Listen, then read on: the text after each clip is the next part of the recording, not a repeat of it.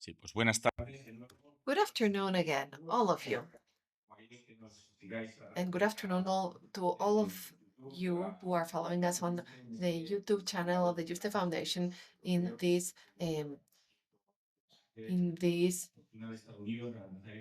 doctoral seminar program of the Charles V European Award, Angela Merkel, The Fortune of Being United, Securing and Strengthening Europe's Cohesion.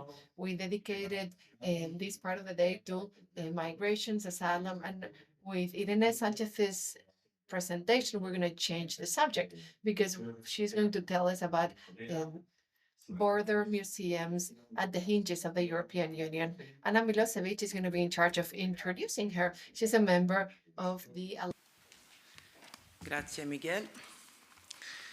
So welcome to the last panel of today's session. When you see me, you know the end is near, but the end of the conference is near, to be more precise. So we are continuing this journey of exploration of borders, both in terms of their physical, but also their symbolic dimensions. We also had presentations today that spoke about these legal, but also practical dimensions of borders. Borders as being ideal or idealized as well. So within this view of borders as spatial and symbolic mechanisms, we can think also of them as means of inclusion, but also of exclusion. So without further ado, I'm going to give the floor to our next presenter, Irene Sánchez Izquierdo. Is it pronounced correctly? If it's not, I apologize. Irene holds a degree in fine arts from the Complutense University of Madrid. She also received a master thesis in teacher training from the University of Alcalá and another master in visual arts and education from the University of Barcelona. She is currently a PhD researcher at the University of Alcalá and also finishing her PhD and working as a member of the team of the project Atlas Pluridimensional de la Frontera España-Portugal. Her research activity focuses on museology, so this is what we are going to discuss today, a field in which she has received various specialist scholarships as well as grants for outreach projects. Irene, the floor is yours. Thank you,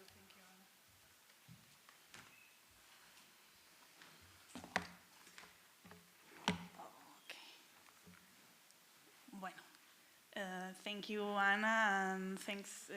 I want to say thank you especially to all the jury members that are here today for choosing me and my vision, my research, especially that they thought that this could fit in this theme, because I'm always kind of out of the theme in several spaces, maybe as a border researcher, but from the point of view of culture.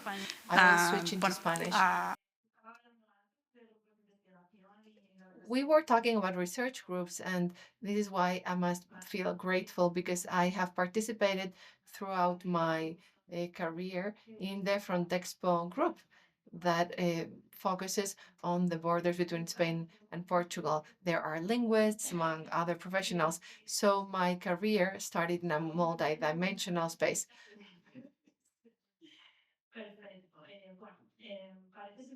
It seems like culture, just as what happened to Gabriel, it seems like culture and arts are always left for the last part of the day, because most people like what we do. And I have seen how most people like museums. So I'm going to finish the day.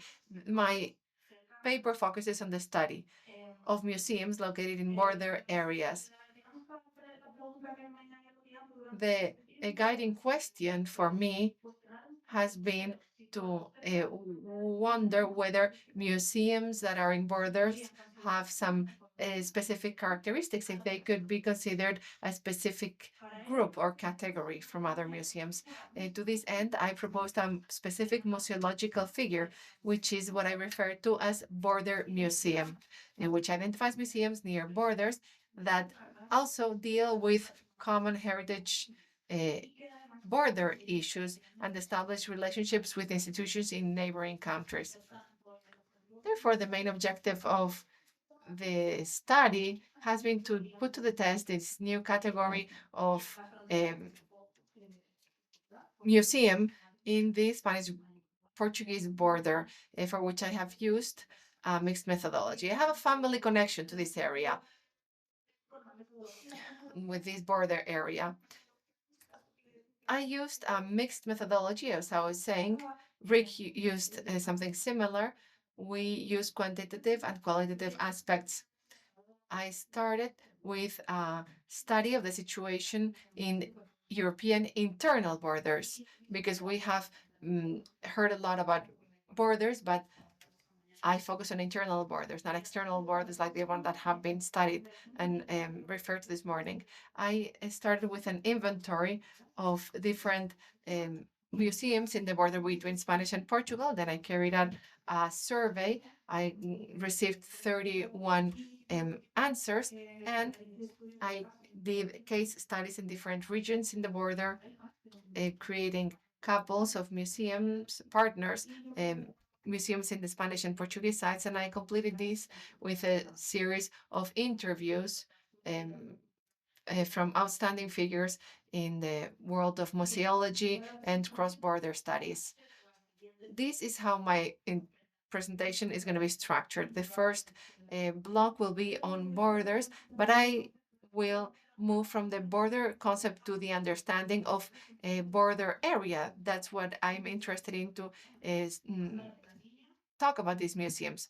We move from the line to the contact area. Then we will talk about heritage. We are going to start talking about heritage connected to the nation, and we will fracture that to try to understand the idea of border heritage and how this can be understood. Because without this, I couldn't talk about my border museums. And then we will move from the museum of a 19th century modern museum connected to a political territory. We will try to break this down to understand how we can conceive a museum in a border area that goes beyond the border itself.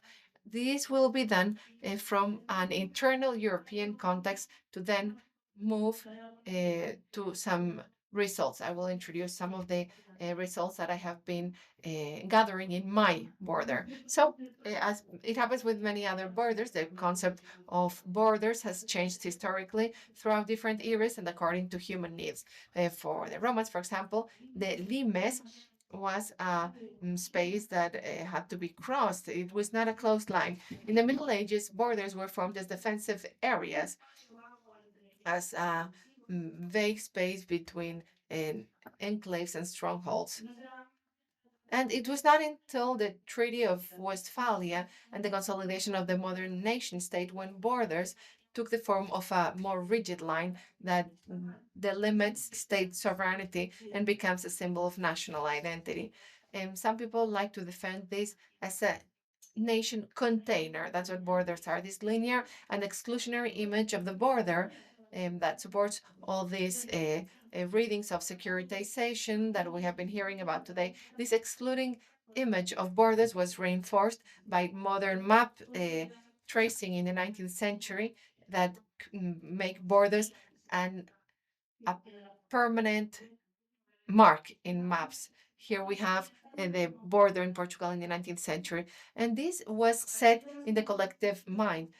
After the second half of the 20th century, questions began to arise from anthropology, such as Barth's work on ethnic groups and their borders, and Salin's work in the Pyrenees.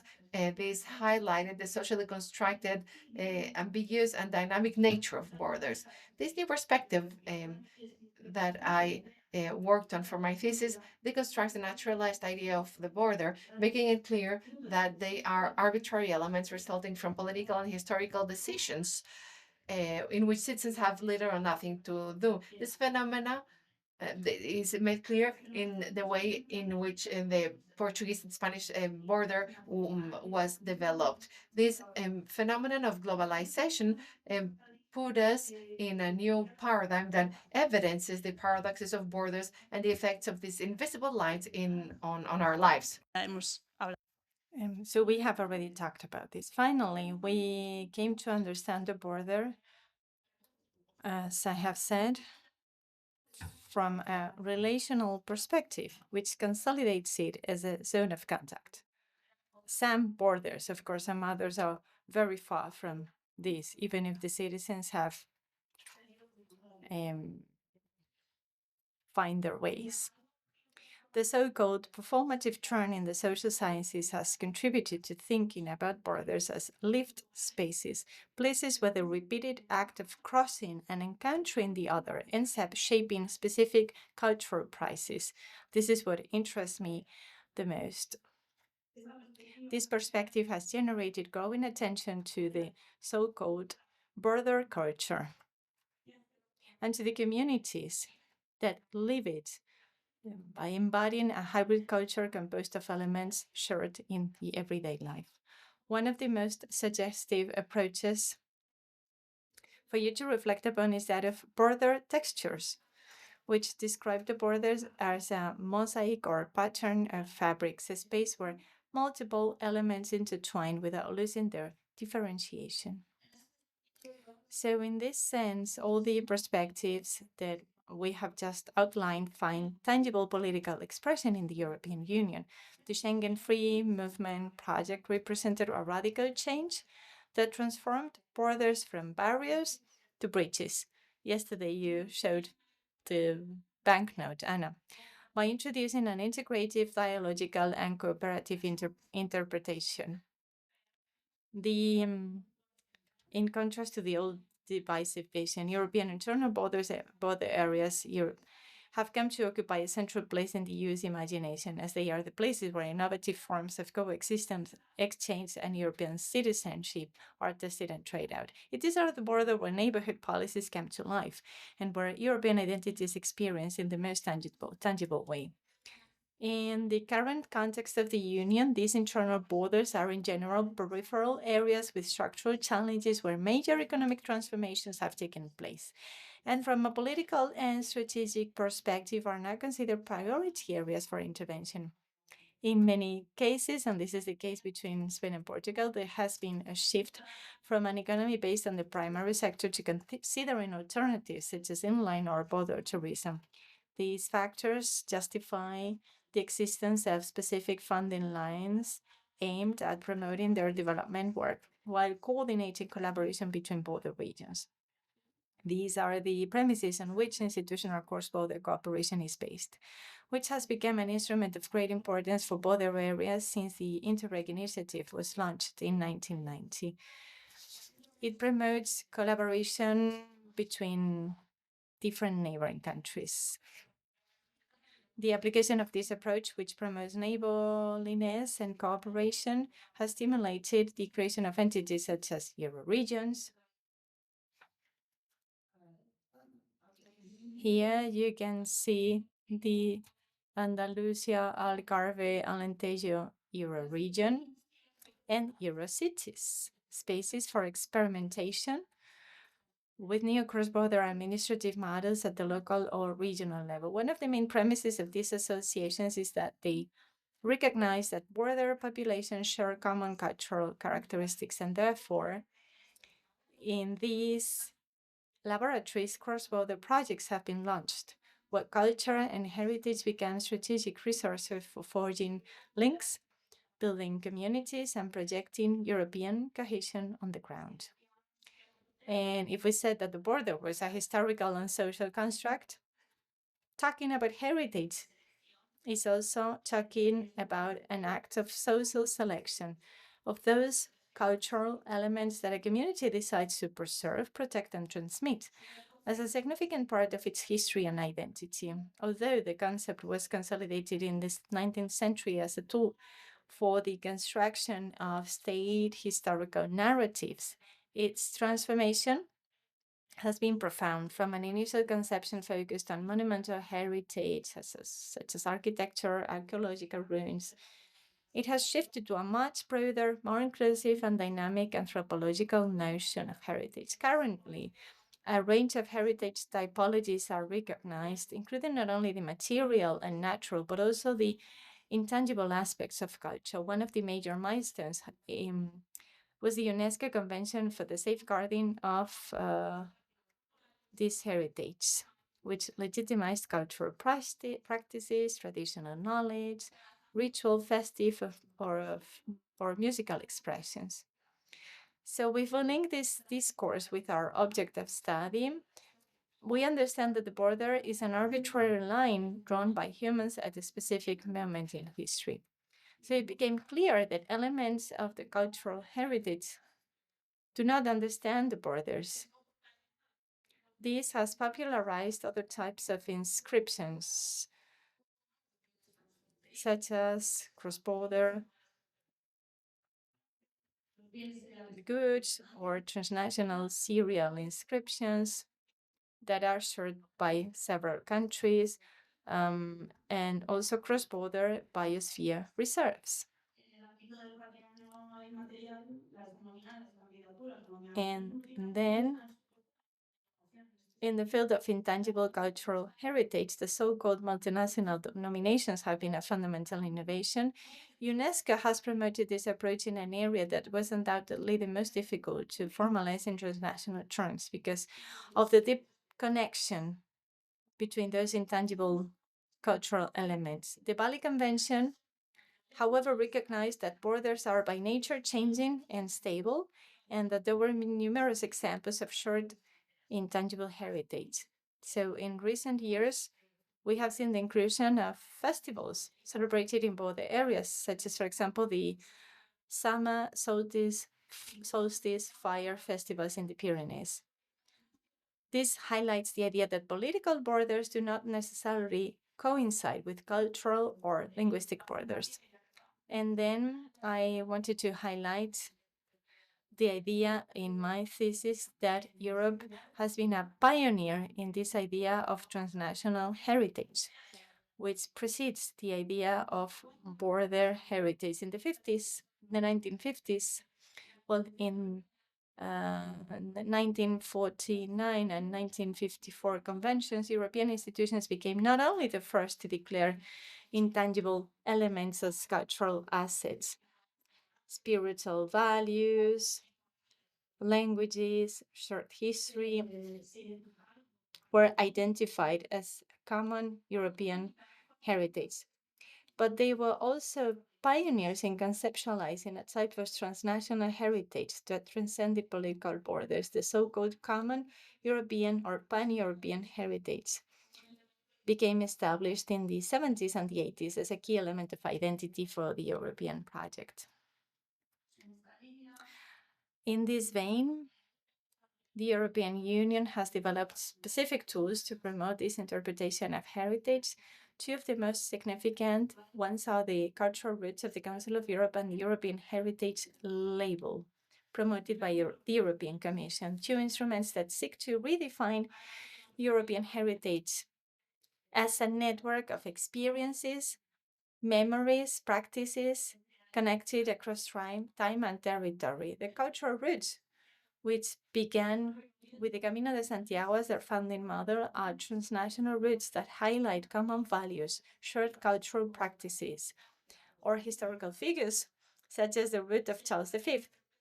The European Heritage Label, established in 2011, aims to highlight places that have played a fundamental role in the history and values of Europe. The label emphasizes the symbolic and political significance of the place, its ability to evoke the processes of integration, resistance, dialogue. Several of the sites are located in border territories, customs crossings, places of reconciliation.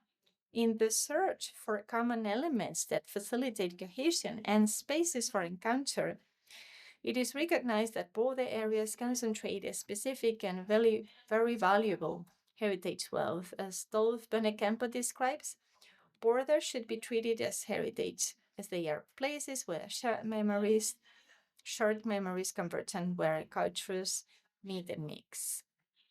And they quickly became linked to sustainable economic development. They gradually gained weight in programs such as Creative Europe, Horizon Europe, and Interreg. But border heritage is not recognized in an official category.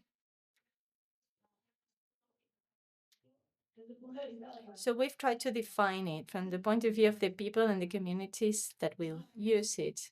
It is a fundamental element for the cross-border cooperation. It's a localized heritage, deeply rooted in border contexts, shared daily by neighboring populations. Unlike cross-border heritage or multinational candidacies proposed by UNESCO, which are often structured on a large scale and in an institutional manner, border heritage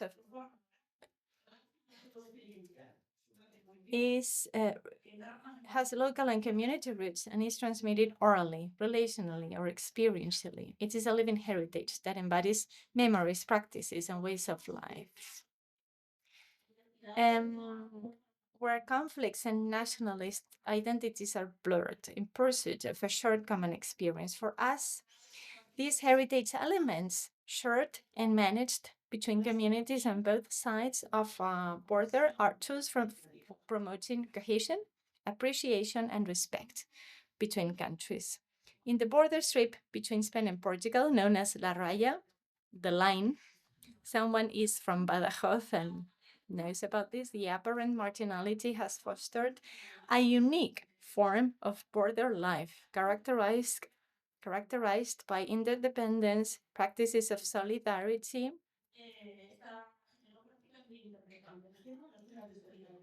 and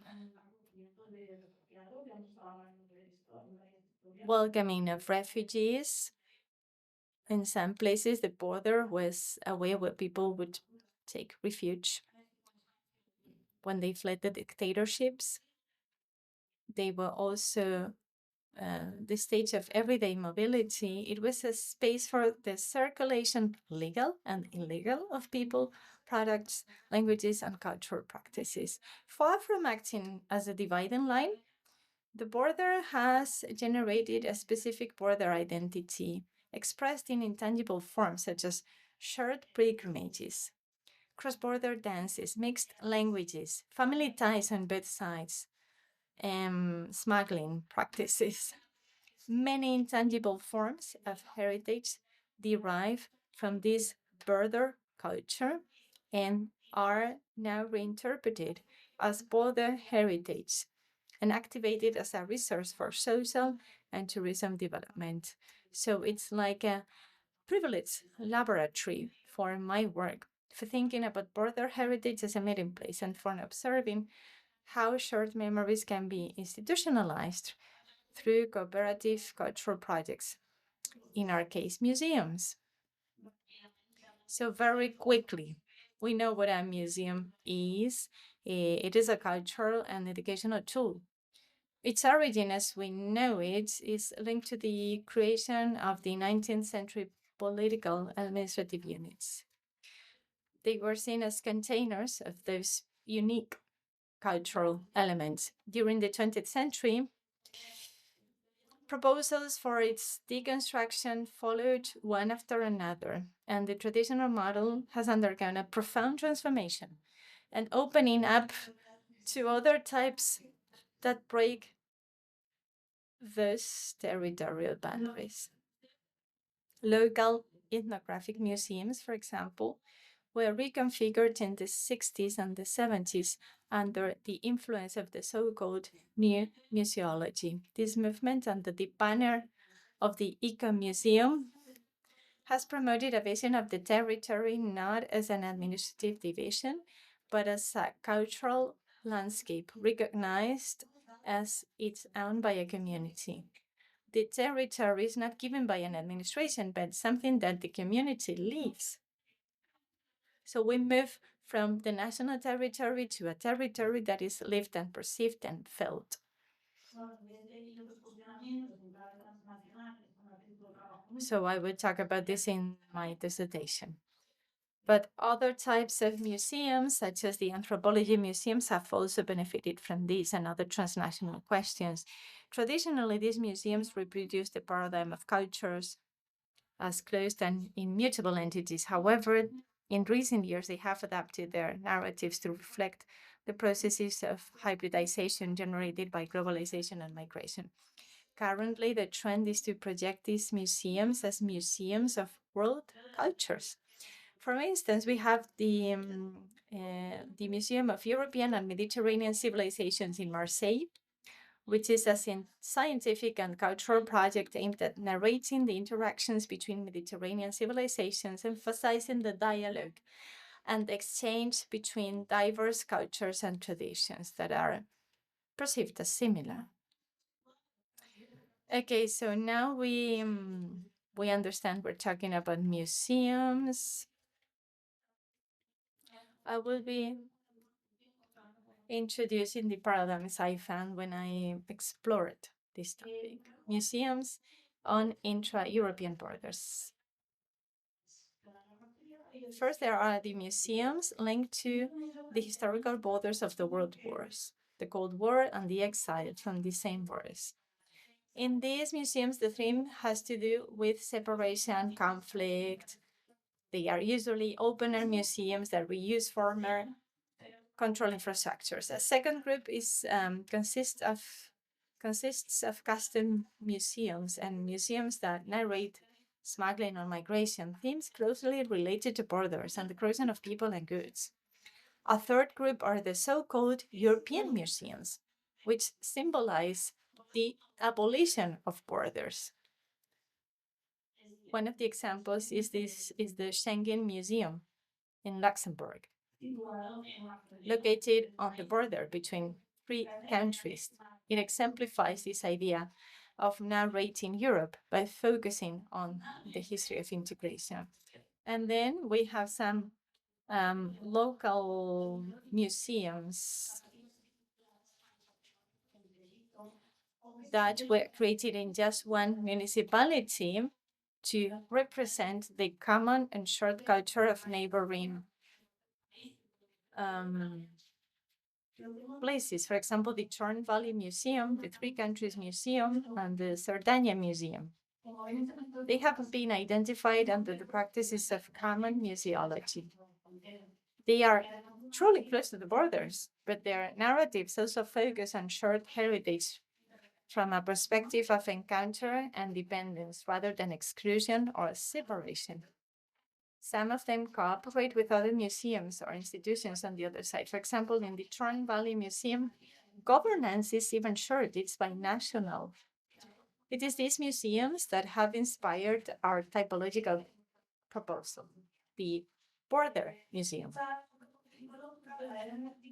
So I have now linked it to three variables inspired in the border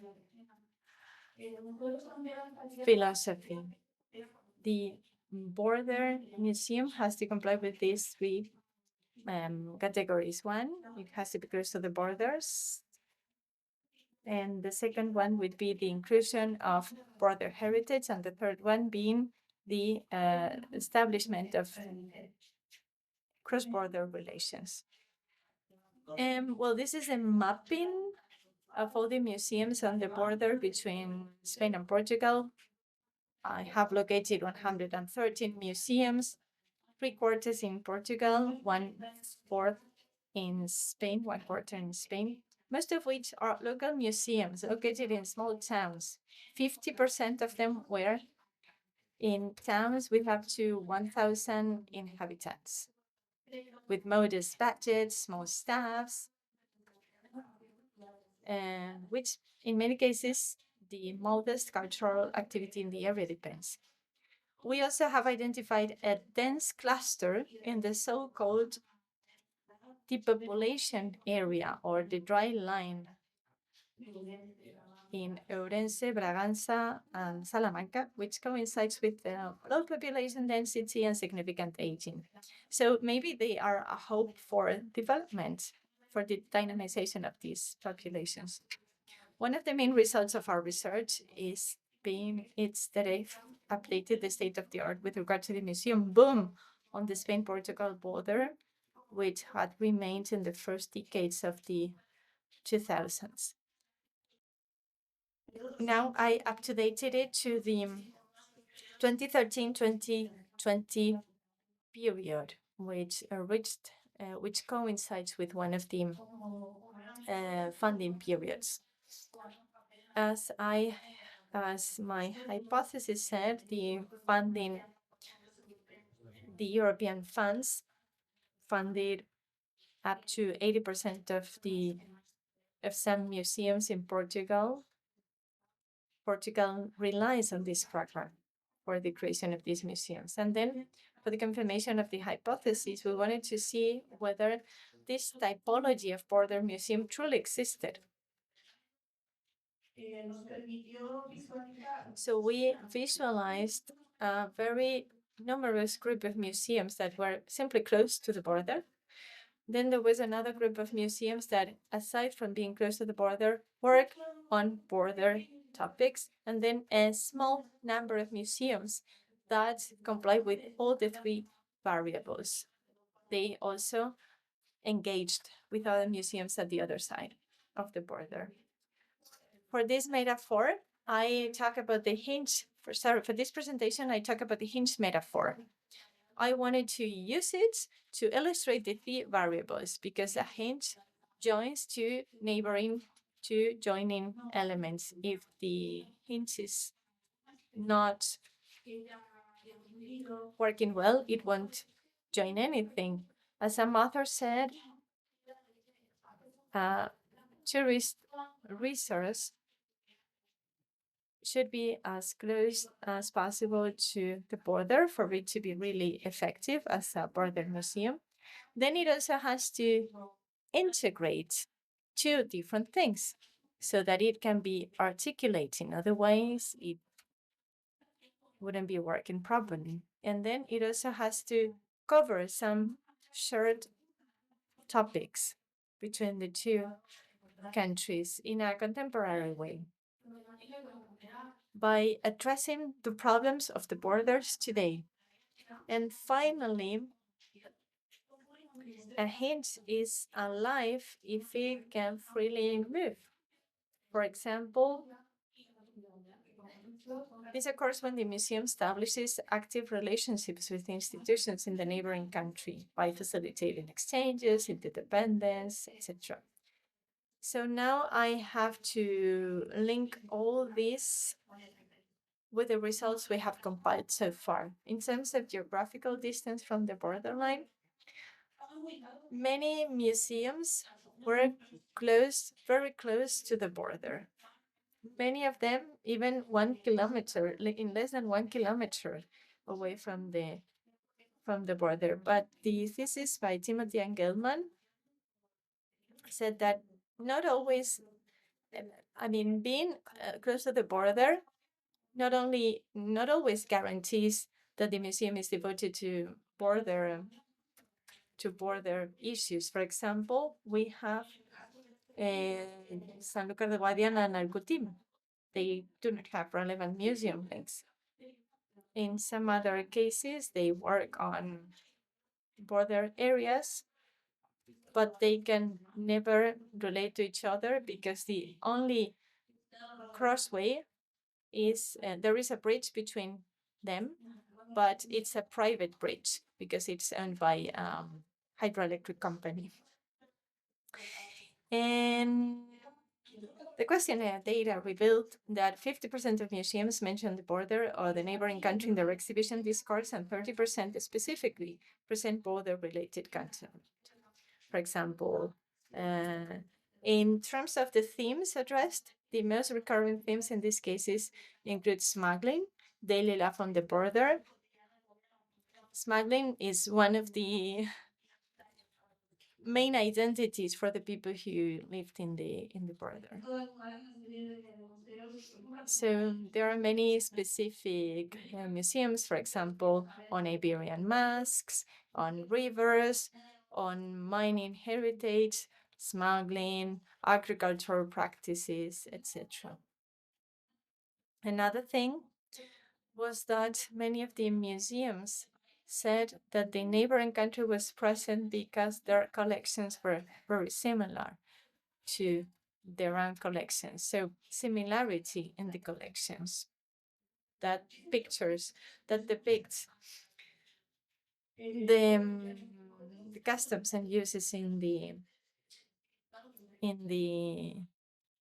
daily lives. For example, in one of the museums in La Raya, said, well, we have this collection of objects, and you will find a similar collection of objects on the other side of the border. And the integration of the border heritage is a good option. For example, some museums were not paying attention to the border. They just wanted to focus on their municipality and the daily life of the municipality where they were located, but they have now considered organizing temporary exhibitions, and they organized encounters and meetings with institutions and museums on the other side of the border. For example, fortresses, instead of being promoted as an element of national defense, they are now being addressed as a way of cooperation between countries, fortresses and fortifications. There is, for example, a museum devoted to fortifications, and it's, for example, another one on women in La Raya.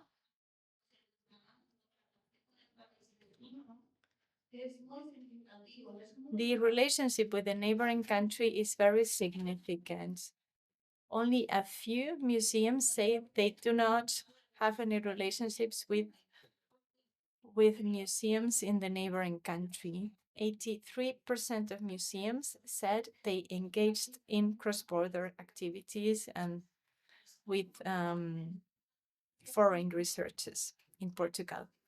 In Spain, for example, museums organize transcultural, transnational routes and things like that. One of the testimonies I like is that cross-border cooperation, both institutional or informal, is a tool for resilience, so that these small museums manage to get going.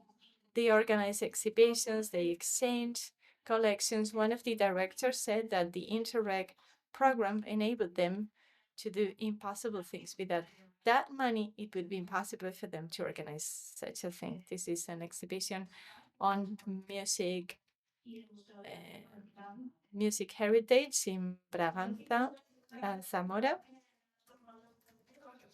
There was another museum around Lake of Alqueva, which is close by. There was an informal network of very small museums. They used the Interreg funds for their survival, and they organized 17 temporary exhibitions in 1 year. Among all of them, this is a map. I'm talking about libraries, cultural centers, very small museums. They probably wouldn't be able to survive if isolated. One of the cases that I was working on shows something that is the other side of the coin, and that is that there's so much dependence on finances that you depend on them. This is a sad case. This was a project of a heritage, immaterial heritage center between Galicia and Portugal. It was going to be carried out between Tui and Valença do Minho. It was going to be located in a customs building. It was a perfect case. I worked with them, and the contacts couldn't be better. It was a Euro city. Everything was meters away from each other. It was coordinated by a cultural and educational organization, a local one, and there was a seamless integration. But then at the end of the day, there was a refusal from the internet networks because they considered it to be not innovative enough. When I heard that news, well, they weren't able to achieve it when this model was physically and intellectually what I consider a true border museum. It incorporates immaterial heritage, it created relations, and it had a binational nature, and it was right on the border.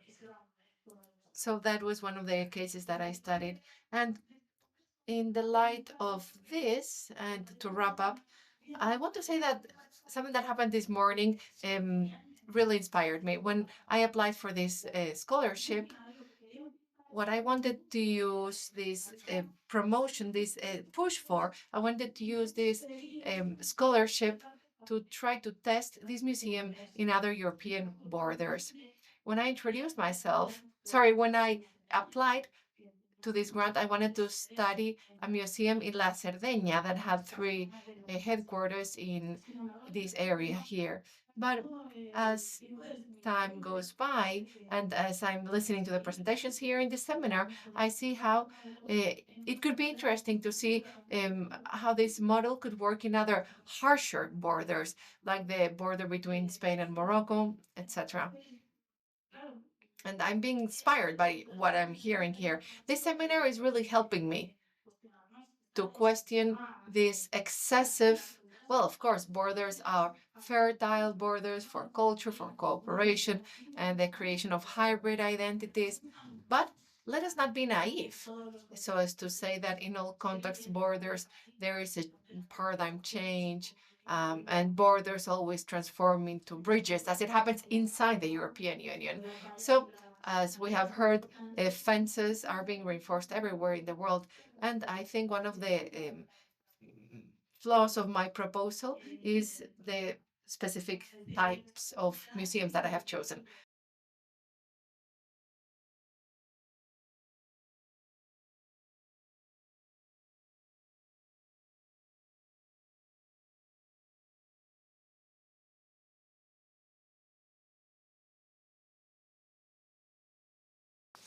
Thank you, Irene, for this presentation. I found your work extremely interesting, especially because I serve as an expert in Interreg on this specific topic, and you actually mentioned one of the projects we have been dealing with on the border between Spain and Morocco on intangible heritage. Yeah, folkloristic and traditions. So I know exactly what you mean by this project, with this idea of border museums, which I find extremely interesting, especially because it focuses on the positive interpretation of border. But we will go there. First, a couple of words of praises for your research project in terms of well-planned methodology, clearly connected variables, well operationalized. I mean, it's visible that you're at the end of your PhD and the project is finished. In terms of methods, when you initially started talking about the methodology for the project, and you mentioned that you have identified 113 spaces. My first question that I noted here was there any methodology behind the mapping? Yes, there was. You clearly showed to us that you have put a lot of effort and thinking into having a clear strategy to what you want to identify in the analysis, what kind of indicators you use. So that is very, very well planned, as well as the cases. In terms of conceptual framework, so this is now sounds more like evaluation of PhD thesis.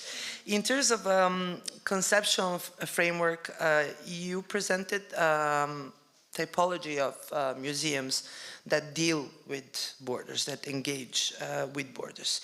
So there are 4 types of museums that you identify. The first one, I mean, the one that is really crucial is the one that emphasizes this negative, let's say, interpretation of the borders that underlines the division, the lines of division, borders as line division. And you mentioned a couple of examples, but you really haven't discussed this type of museum in a comparative, let's say, overview of the differences. So in what these museums are quite different, because as a political scientist, when you talk to me about border, it's like red alert problem, you know, like the borders are a symbol of problems, division, conflicts, and as we see from the legal interpretation as well in today's presentations, they are a source of tension. And then you have also the second, third, and the fourth type of museums that focus on museums as places of transit, frontiers that are to signify this shared heritage. And interestingly enough, you also bring the category of the EU museums. But what was really strange for me that you haven't discussed the most important European museum, the House of European History, and their interpretation of the borders, because this is a real incarnation of the EU approach, transnational approach towards what you called shared memory, territorially or symbolically, and it ties quite well with the ways in which Interreg is planned and designed. So I think this is something definitely you should look at. Coincidentally, I also worked on that project, so I can maybe give you some ideas about the literature that would be good to take a look.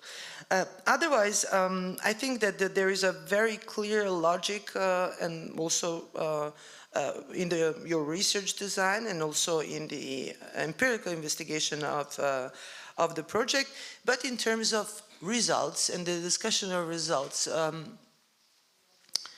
I'm trying still to understand, so what are the outcomes of your research? So is the outcome this kind of a conceptual contribution that you're trying to make by using the term border museums? So is this where you situate your own contribution?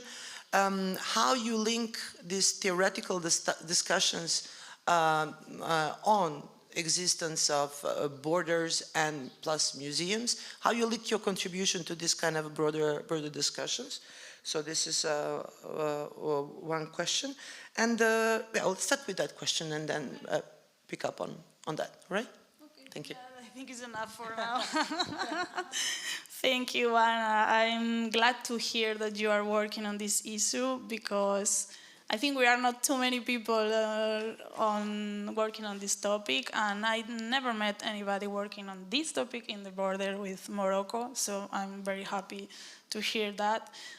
Regarding about the first point you made about the typologies, just to clarify, these 4 minimum typologies that I introduced here, they occupy a whole chapter of the thesis. Okay, so if just to mention this, the first typology that you thought it was very interesting, the one that focused on the divisive and the problematical perspective on borders, also includes some typology that is very interesting, that is the border control agencies, museums. So there are several museums dedicated to some would say glorify the work of the border control agencies. There is one in Liverpool, there is another one in Finland, and they are very, very interesting. And just to say that this chapter was very difficult to articulate because several of these museums were not located on a border, really located in a border. And since I had this variable of border proximity, I was working with this.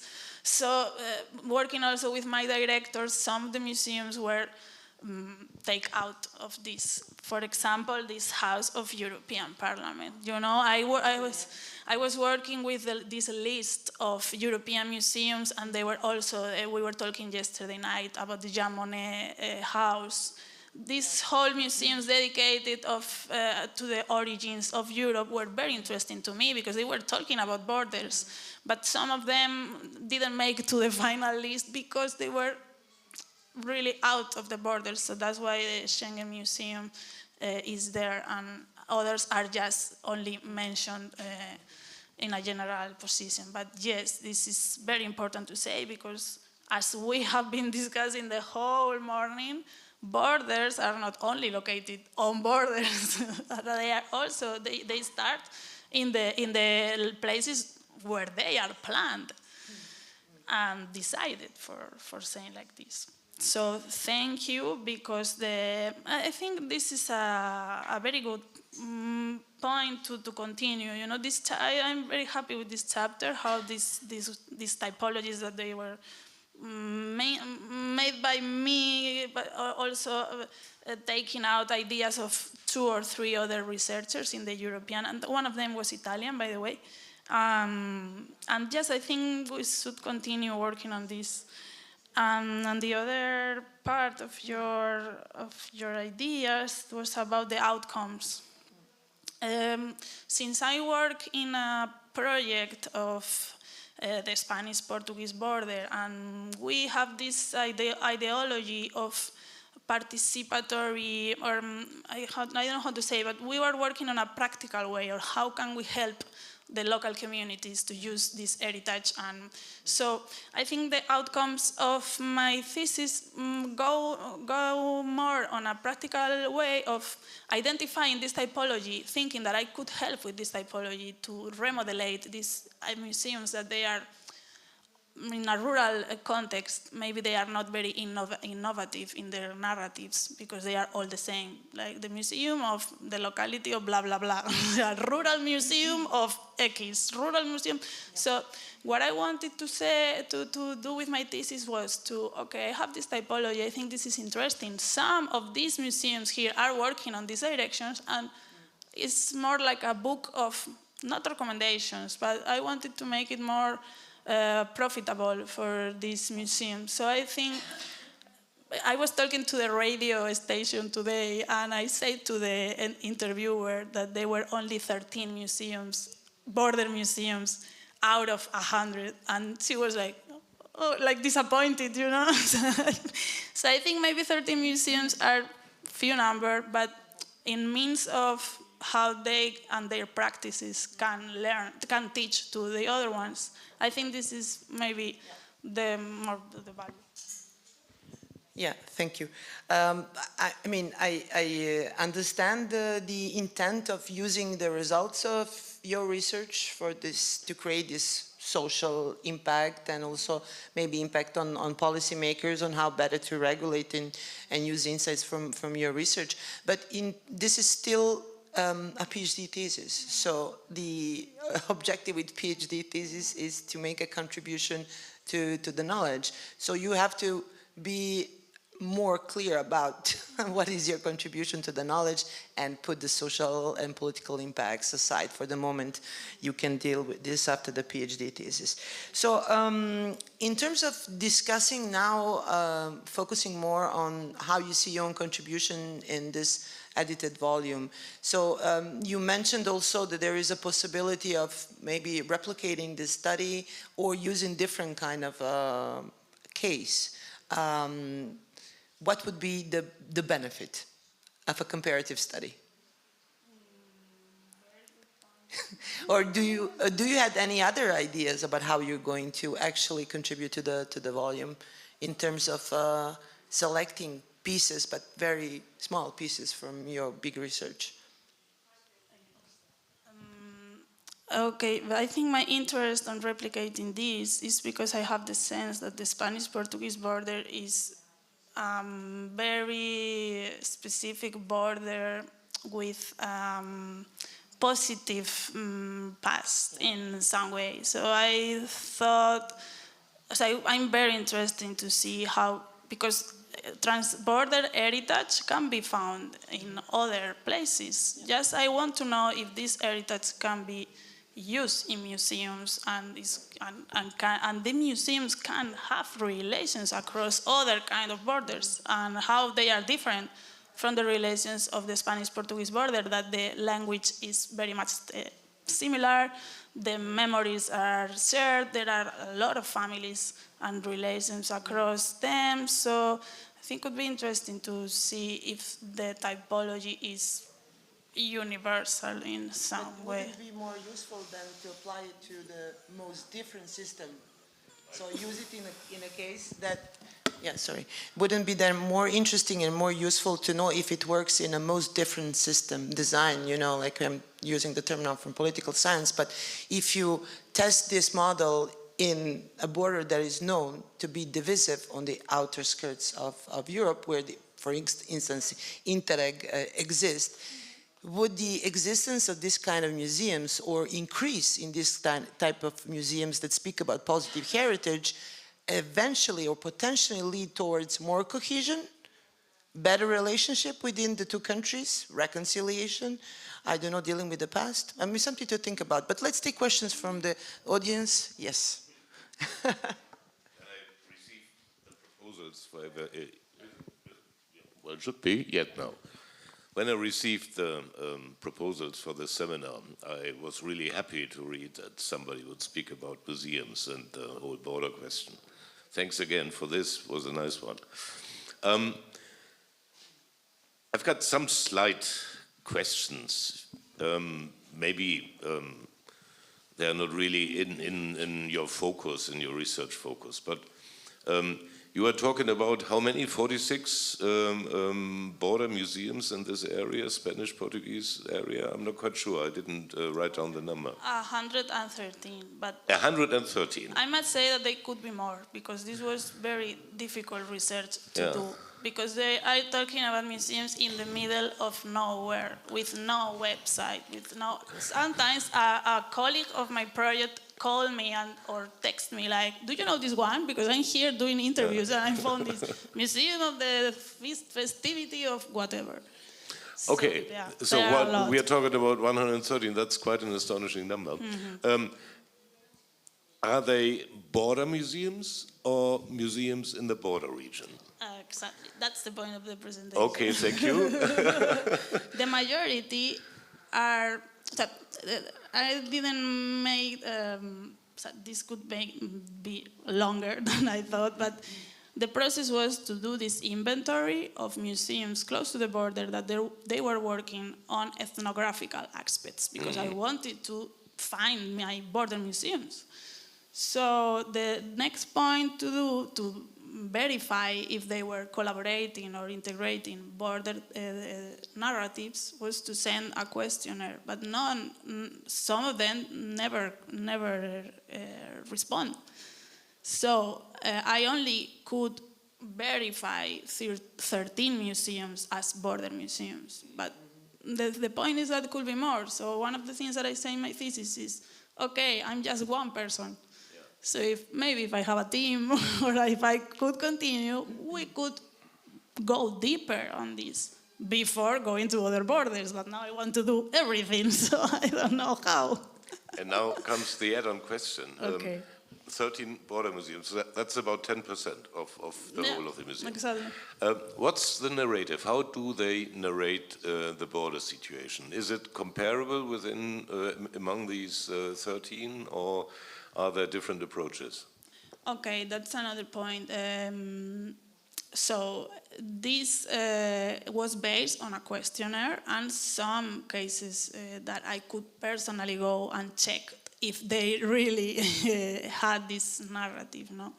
So in some points, as I treated, the borders recognized that they had border narratives because they mentioned the neighbor, or they had these objects that belong to the neighbor. So let's say this is also interesting to analyze maybe in a discursive way how they think about themselves as border museums, because in some cases then when I was doing the final results, then I go to this museum and I go to the website or I talk to them and I say, but this is not very border narrative. You are talking about the independence war and the Napoleon War. So how we come back to this negative heritage that I was not focusing on this, but for them, they were interpreting this about neighborhood, history. So this is also very interesting to maybe do a side focus on these discursive aspects, you know. But they all move between these three typologies that I mentioned. And I also in the thesis I discussed that they could be some levels into these variables. Maybe the variable of the border theme could also be improved starting from this defensive or just mentioning the neighbor, scaling up to this positive and integrating narrative. As I say, there are museums that are talking about shared festivities, masquerades, for example. There's something very close to the identity, this smuggling museum. Also, I agree with some authors that said, okay, now is the time to go farther because we are boring of talking. We are bored of talking always about smuggling. There are some themes that are like the most spectacular, and they are also.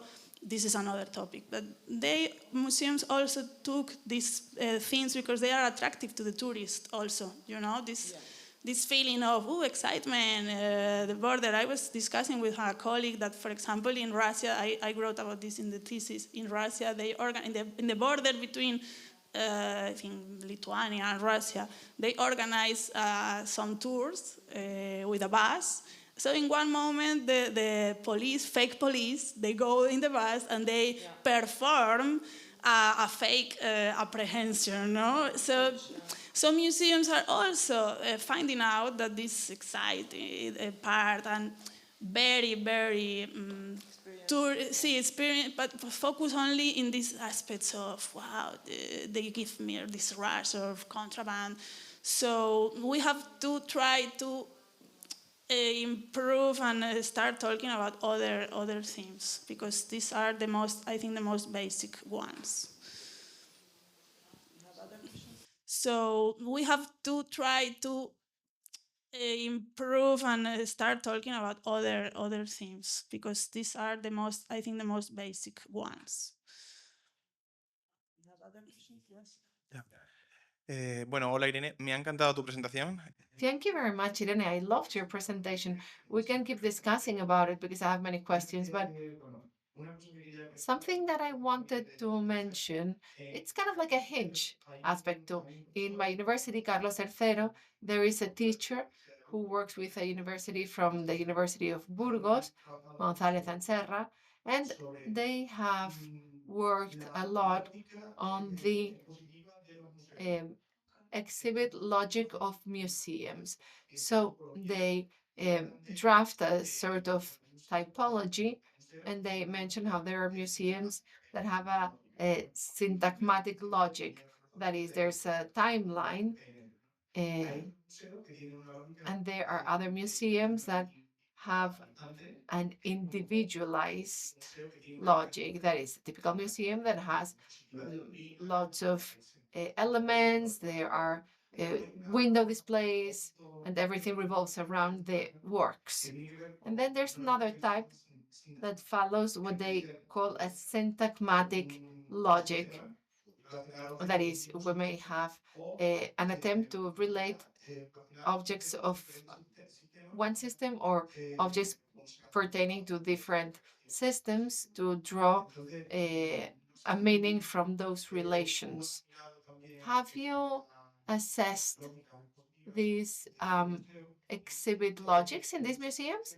And I don't know if in border museums, what I was thinking when I was hearing your presentation is that maybe there could be an exhibition logic in line with this syntagmatic logic of like comparing systems. I thought it would be interesting that a border museum that provides a context for different cultures could display objects of a different of one system but from different cultures. I could put you in contact with these teachers. I don't know if you have assessed or studied this. I want to mention something else. The Ethnographic Museum of Zamora. I want to advertise it. I'm not from Zamora, but it's one of the best museums that I've been to in my life. They organize an event that has to do with what you were mentioning. You were talking about the masquerades, that is connecting traditions, which is a wonderful practice. Thank you for your presentation. Thank you for your comments. The Zamora Museum challenged my scheme because it was very far from the border. And it was very interesting. I met with the director and I interviewed him on a number of occasions regarding exhibit practices, museography. It's a pity that you say this because that's how I started with my thesis. I started with the idea of trying to analyze museographic practices, how things are displayed and what objects are displayed. But we wanted to span the whole border, so that ended up being impossible. We wanted to have a more comparative approach, so that's why, for different reasons, we decided opting for a more theoretical approach. In my thesis, there's a chapter where I somewhat organized these 100 museums that we had, and I break them into categories, and I describe them individually. And that was a way of trying to cover, or I was trying to respond to that initial interest that I had. But thanks for your suggestion, because I will want to study what you were mentioning.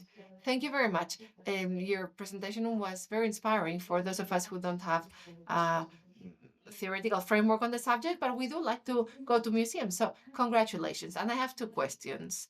There is something that you may have mentioned and I lost. One, are there many more museums in the border on the Portuguese side than in the Spanish ones? This is a really fascinating question. My second question is about something. I think the methodology is fascinating, but why didn't you include the observation? Because you have gone to the museums, you have observed them. So why did you include that?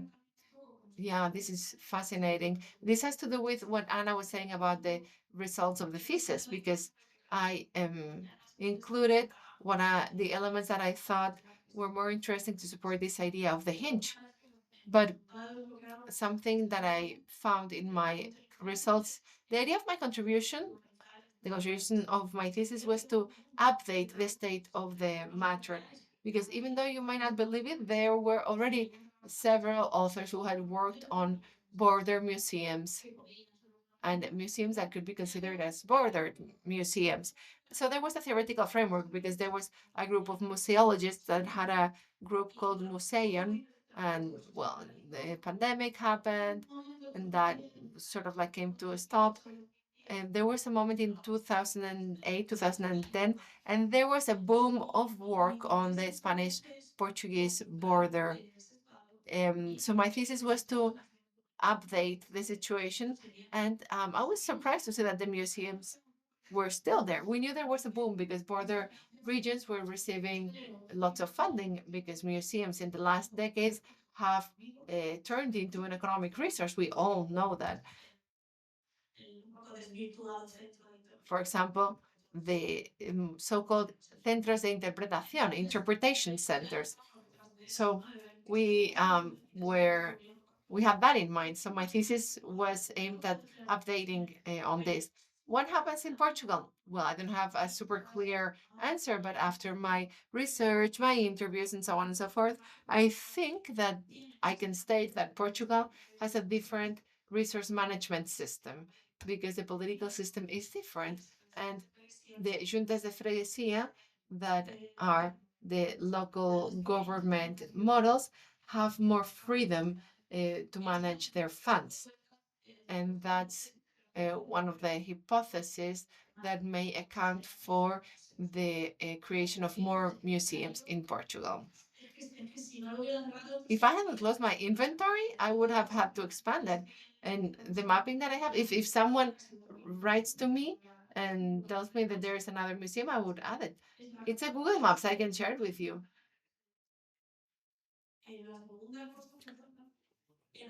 Your second comment was about participative observation. I could just do one of these stays. I went to the museum in Luz in Morao. I was there for a week, and there are certain practices that I observed while being there.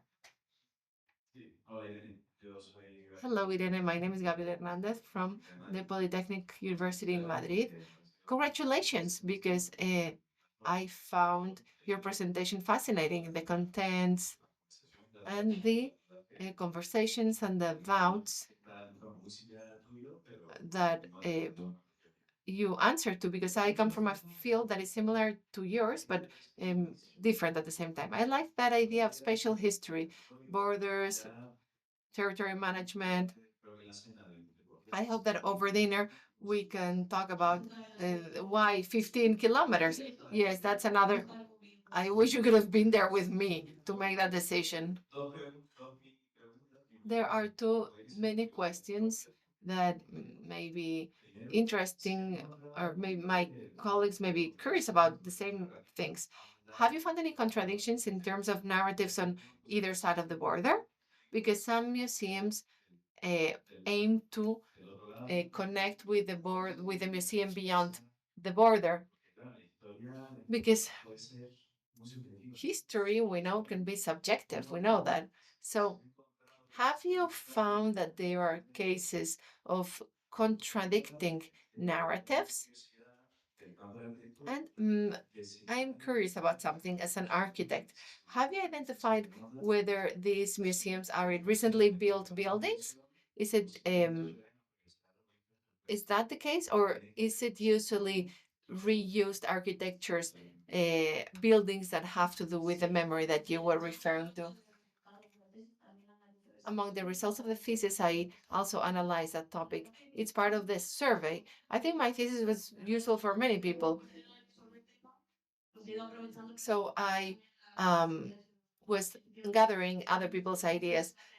Most buildings are refurbishments, are refurbished heritage buildings, because ERDF support and leader support are used for refurbishing architectural assets.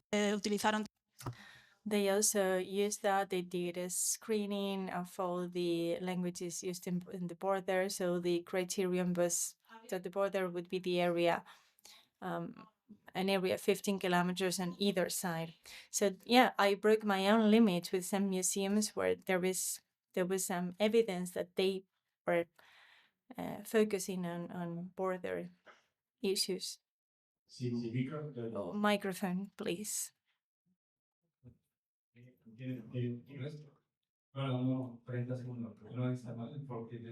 Yeah, thank you for that that comment.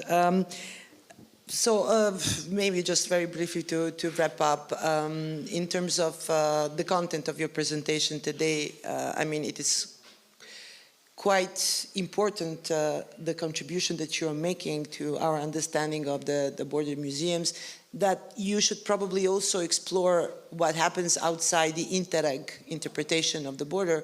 For instance, the EU accession process that seeks to incorporate new countries in Europe determines where are going to be laid out the outer borders of Europe, and it's called the neighborhood policy. So it also ties with this idea of tangible and intangible heritage and expansion and shrinking also of Europe, since we don't have UK anymore. So what you still owe me, and we can discuss later on, is a concrete contribution for this this edited volume that can be tied also to those outer borders. Yeah, okay, thank you so much. We are out of time. Thank you for your patience, and a round of applause for Irene. Thank you.